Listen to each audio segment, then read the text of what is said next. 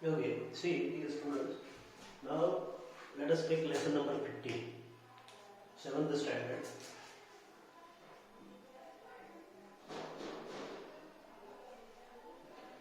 That is future time reference.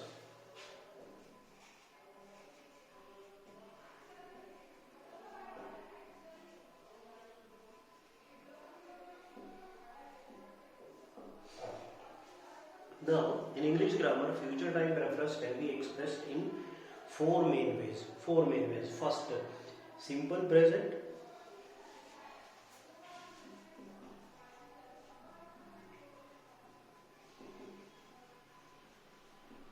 What it means?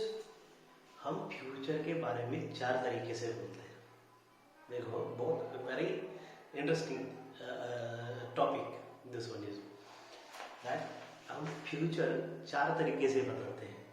उसमें से पहला जो है हम प्रेजेंट टेंस यूज करके. अब प्रेजेंट टेंस में हम क्या करते हैं? वी वर प्लस एस और ए एस. वो है. सेकेंड टाइम है present continuous tense.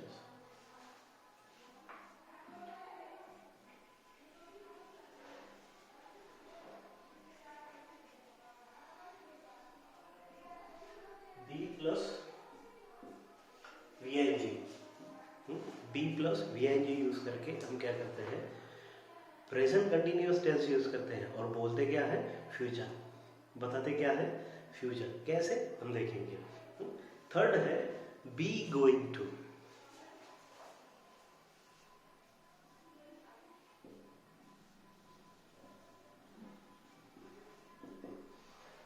B going to ये एक कंस्ट्रक्शन है. ये एक कंस्ट्रक्शन है. इसमें क्या आता है? Be going to plus be one form होता है.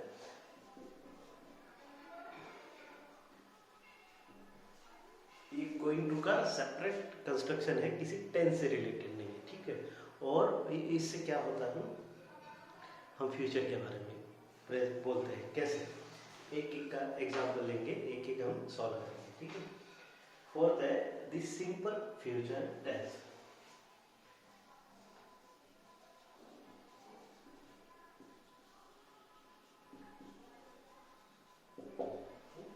अब हम फ्यूचर रेफरेंसेस जो देते हैं फ्यूचर में होने वाले, करने वाले, ये सब फ्यूचर टेंस तो यूज करते ही फोर्थ वाला, और तीन दूसरे भी है जो यूज करते हैं. देखो कैसे. नाउ पहला वाला, we can use the simple present और present continuous when a decision has already been made for future actions. अब हम ऑलरेडी हमने डिसाइड कर लिया है फ्यूचर के बारे में, और वो जब हम बात करते हैं तो then we use simple present tense and present continuous tense, but we speak about the future tense. How? Example, he leaves tonight. वो आज रात को जा रहा है. वो आज रात को जा रहा है. he leaves tonight. अब टेंस कौन सा है? Simple present.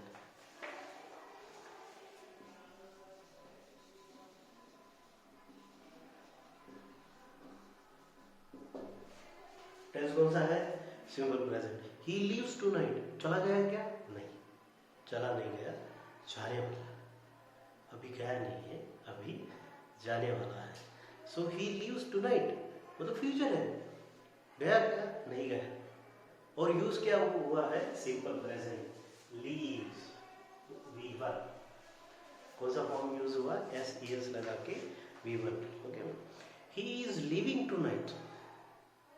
वो आज रात को बॉम्बे जा रहा है ना, या फिर वो कल सुबह दिल्ली जा रहा है.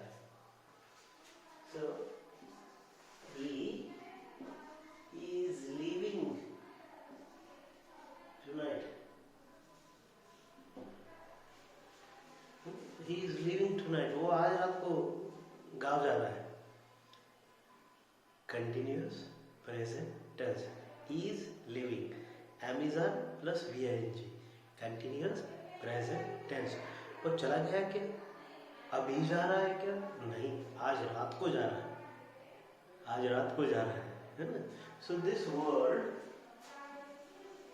Tonight is the reference of the future. Is the reference of the future. पर टेंस कौन सा यूज हुआ? He is living, am is are plus V4. Okay. The boys start school on Monday. The boys start school on Monday. The boys are starting school on Monday. तो Monday से उनका school शुरू हो रहा है। सो ऐसे हम रेफरेंस देते हैं। तो ये सिंपल प्रेजेंट हो गया और प्रेजेंट कंटिन्यूअस टेंस हो गया। अब दूसरा पॉइंट देखो, point remember, this method is expressing the future can not be used with verbs which are not normally used in the continuous tense, है ना। अब सारे verbs इसमें नहीं यूज होते हैं। all verbs cannot be used to give the reference of the future tense. Okay, these verbs should be put into the future simple. Okay, and some of the verbs जो है वो future tense में डालने पड़ते हैं, जैसे कि I shall know about it tonight. ऐसा नहीं कह सकते I am knowing it tonight. No, I will come to know. Okay, I'll come to know about this tomorrow. So I will know about this tomorrow, tonight. तो आज रात को ही पता चलेगा क्या होने वाला है। they will be here tomorrow. They will be here tomorrow. वो कल सुबह यहाँ पे होंगे। be, know ऐसे जो वर्ब्स है वो हम सिंपल फ्यूचर में ही यूज करते हैं, है ना। अच्छा, next point, the simple future will plus shall plus V1 is used to make prediction, okay, and the facts about the future or a future decision is made at the moment of speaking. For example, the phone is ringing, I'll answer it. Okay, I'm tired, I have some rest. So I'm tired, I'll have some rest. मैं थक गया हूँ और मैं थोड़ा आराम करूँगा। तो मैं थक गया हूँ पास्ट टेंस हो गया, मैं थोड़ा आराम करूँगा फ्यूचर टेंस हो गया। पर ये क्या होता है? ये एक्शन, ओके, फ्यूचर एक्शंस के बारे में भी हम बोलते हैं, ठीक है। So that will do in future. अब पहला हो गया, हमने लिया सिंपल प्रेजेंट जिससे हम फ्यूचर प्रेडिक्ट करते हैं। दूसरा हो गया प्रेजेंट कंटिन्यूअस जिससे हम फ्यूचर प्रेडिक्ट करते हैं, he is living tonight, okay. And तीसरा जो है बी गोइंग टू,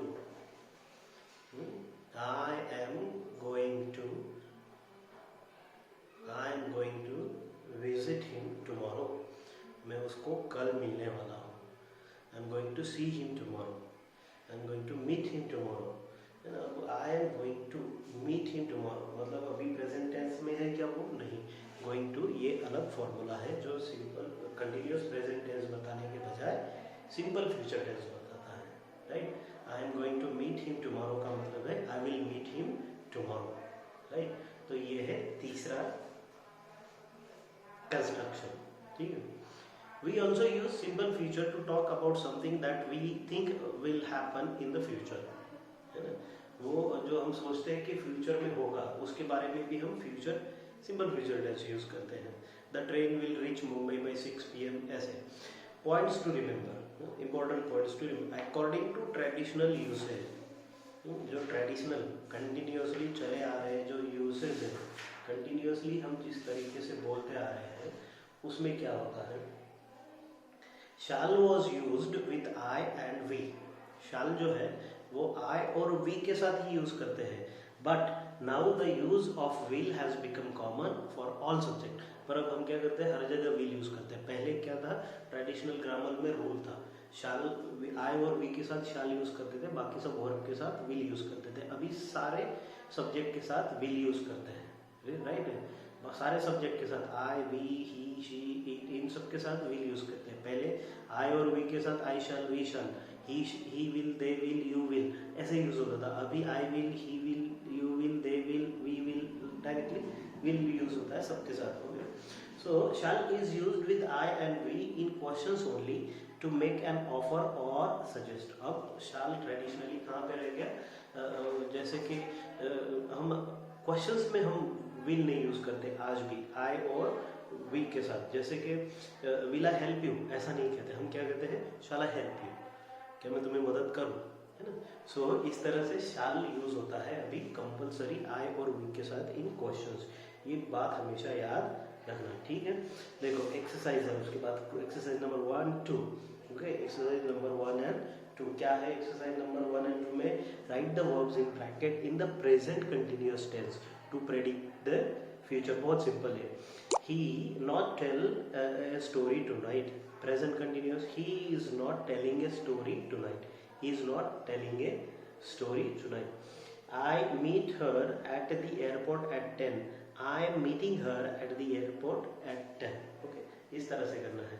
वैसे ही सेकंड है exercise 4, change the following sentences into present continuous tense. अब उसको भी प्रेजेंट कंटिन्यूअस टेंस में ही चेंज करना है।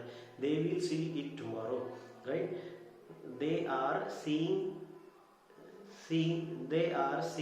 to it tomorrow, ऐसे करना है। ओके, they will उसको प्रेजेंट कंटिन्यूस कर देना है। they are seeing to it tomorrow। Okay, she will sing a song, she is singing a song tonight, ऐसे प्रेजेंट कंटिन्यूस करना है।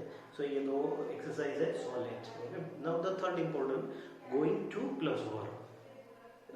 गोइंग टू प्लस वर्ब, जैसे मैंने कहा he is going to meet his friend this evening, इस तरह से इसका यूज होता है। Am is are plus going to plus V1, उसके आगे V1 भी आता है। तो गोइंग टू ये अलग फॉर्मेट है, ये कोई टेंस नहीं है, ये किसी टेंस में नहीं आता है। गोइंग टू फॉर्मेट ये किसी भी टेंस में नहीं आता। So going two is a different format and how it is used in this way. You might have come across this sentence many times. I am going to reply to her email. Okay, I am going to reply to her email, मतलब अभी reply किया है क्या? नहीं, future. तो उसका मतलब क्या हुआ? फ्यूचर टेंस प्रेडिक्ट करता है। We use going to plus V when we feel a future action is certain। हम कब यूज करते हैं कि 100% मैं ये करने वाला हूँ, तब हम यूज करते हैं। Look at the sky, it is going to rain। आसमान की तरफ देखो, 100% बारिश होने वाली है, right. So it is going to rain. So in this matter, जब सर्टन फिक्स है, ऐसा होने वाला है, तो हम यूज करते हैं। Now consider this sentence, I am meeting Sam at the airport at 6, है ना। अब देखो, आई एम मीटिंग सैम, मैं सैम को मिलने वाला हूँ, implies agreement with the Sam, where as I am going to meet with Sam doesn't. Okay, so I am going to meet,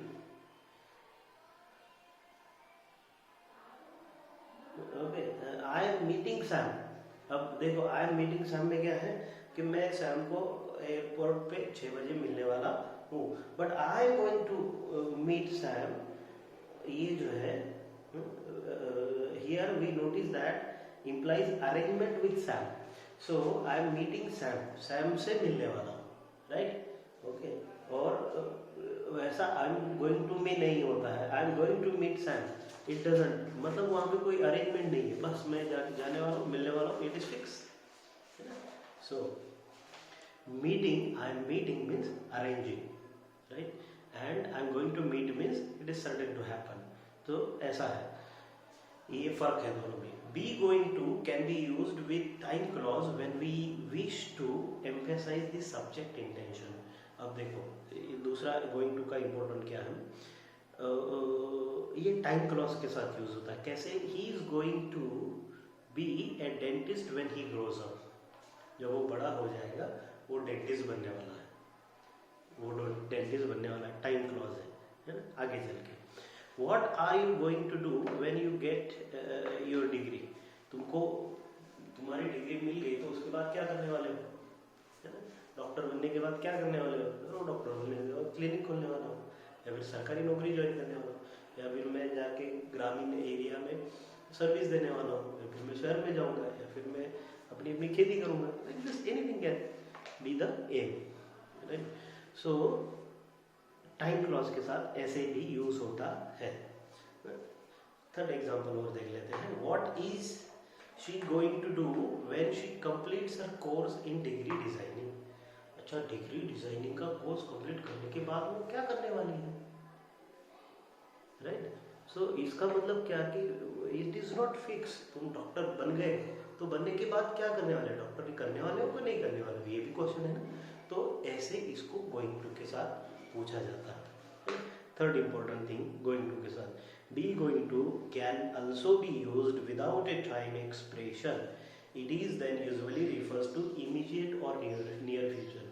अब गोइंग टू डू ये बी गोइंग टू, ये without time अगर बताया, time अगर उसमें mention नहीं किया तो उसका मतलब क्या है कि पास में, फ्यूचर में, जल्दी ही होने वाला है। जैसे कि for example I am going to give her a surprise gift, मतलब कब देने वाला है, आज ही देगा, कल देगा, but he is going to give, so immediate. He is going to lend me his bicycle, वो मुझे अपनी बाइसिकल देने वाला है, कब देने वाला है, टाइम नहीं मेंशन है, बट जल्दी ही देगा। सो उसका मीनिंग होता है इमीडिएट और in near future. Okay, now ये तीन मीनिंग है गोइंग टू यूज करने के, ठीक है, ये गोइंग टू यूज करने के ये तीन तरीके हैं और ये तीन मीनिंग है। सो एक्सरसाइज सॉल्व करनी है, change the following sentence into going to form for of future, future का फॉर्म है going to. Where will he stay, where is he going to stay, where is he going to stay. I think I shall read a book, I think I am going to read a book, I think I am going to read a book. इस तरह से going to use करना है। Rewrite the following sentence using going to. Second exercise भी वही करनी है, ठीक है।